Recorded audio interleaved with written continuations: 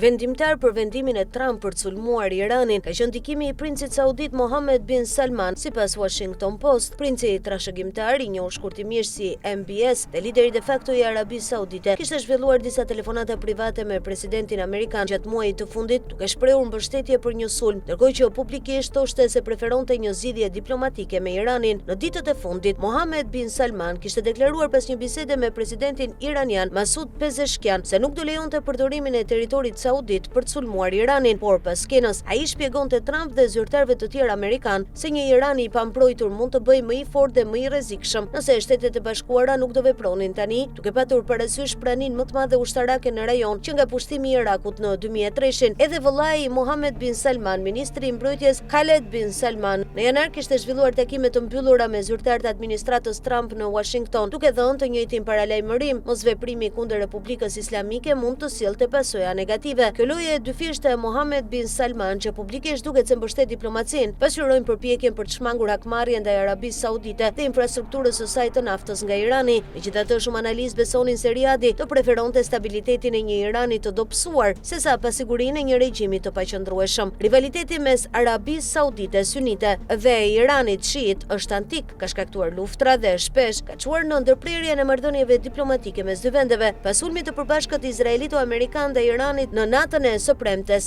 Arabia Saudite u bë një nga objektivat e hakmarrjes së Republikës Islamike dhe qeveria e Riadit publikoi një deklaratë të fortë duke kërkuar nga komuniteti ndërkombëtar që të marrë të gjitha masat e nevojshme ndaj Teheranit.